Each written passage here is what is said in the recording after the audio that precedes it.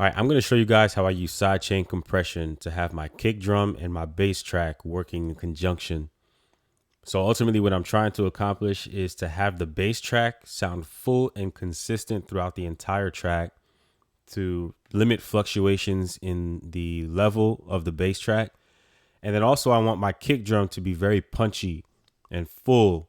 And sometimes the bass track can get in the way of that if, the bass is really heavy and the kick drum is also trying to fight for those same, positions and frequency because we're working with low end here. So what I'm going to do is work with the bass track mostly. But the kick drum is going to have some impact on this. And that's where sidechain comes into play. So what I do is I put two different compressors on my bass track. Both of them are going to be M-class compressors, which I think are great. One is going to be for the side chaining and one is going to be actually just for leveling the bass throughout the entire track. So what I'm going to do is I'm going to start from scratch and get you guys to where I got here as far as how I set this up. So I'm going to delete these two.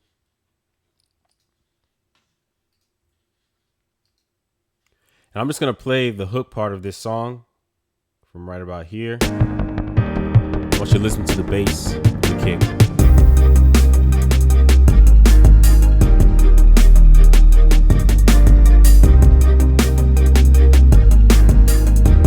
So it doesn't necessarily sound bad, but I think it could be better controlled. And one of the things I want you to first look at is the levels coming out of the bass right here in this mix track.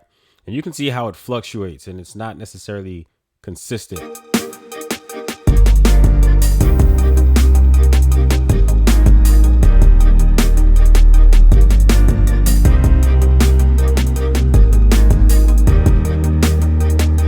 So you can see it's going up, then it's dipping, it's coming back up, and it's very, very erratic. And that's something that we don't want. I don't know if you've ever listened to a track in your car and you have a subwoofer, and there are times where the bass just gets really heavy, and sometimes you don't really hear it as loud. And that's really what's going on here. And that primarily happens because of the way a bass track is, how it sounds and how it plays, because we're working with low end frequencies. And low end frequencies are going to be affected by just the different things, the type of sound that you're working with, how long the notes are sustained, just those different types of things, and other things can affect why that sound is fluctuating in the level as far as going up, down. So we want to try and control that. And what we do with that, to do that, is basically start off with putting on a compressor. So I'm going to start with a M-class.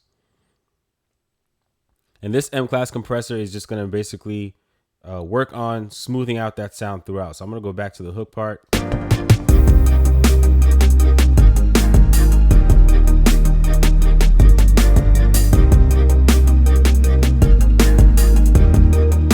So what I'm going to do is I'm going to up the release a little bit, because I don't want it to release the compression, the hold on the compression. I'm going to bring it up to about 500 milliseconds.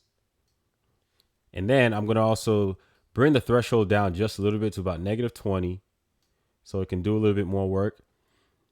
And I'm going to also bring the ratio up to about 6, a 6-to-1 ratio.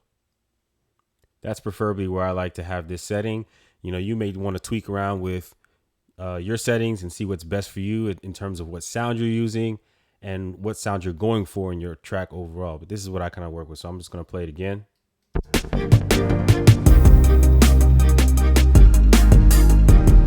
And as you can see now, there's less fluctuation.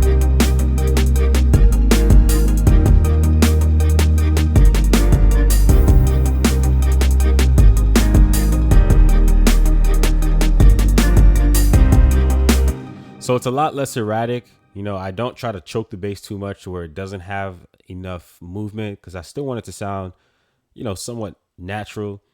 So I don't overdo this, but I try to make this as much controlling as possible to give it a good sound. So that's going to give it consistency throughout the entire track. I also want to add a second M-class compressor. And this M-class compressor now is what I'm going to use. Actually, let's redo that. I'm going to use this one for the side chaining. So if I go to the back of the rack, if you push tab, you can go to the back of your rack. And what you're going to see is this setup here. And ultimately what I'm going to do is I'm going to send a signal in here that's going to be the sidechain source. And where I want that to come from is the kick drum. So if I come down here, what I did is I took my kick drum sound in the Kong and I basically used this auxiliary bus and I sent it to aux 1 at max capacity. So every time that this signal, this kick drum hits, it's going to send to auxiliary 1. Now I go to the rear of this rack and I'm going to take this aux send out, number 1, and I'm going to basically drag it all the way up here to the M class compressor that I created, and I'm going to send it to the sidechain in.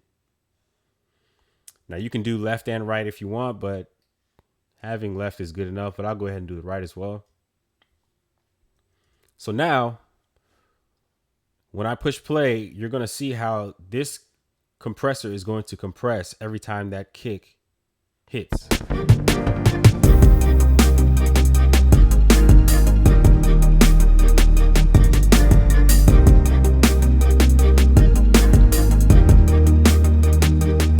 So now on top of the compression that was already happening to smooth out the bass throughout the whole entire track, this compressor is going to compress the bass track every single time the kick gets hit.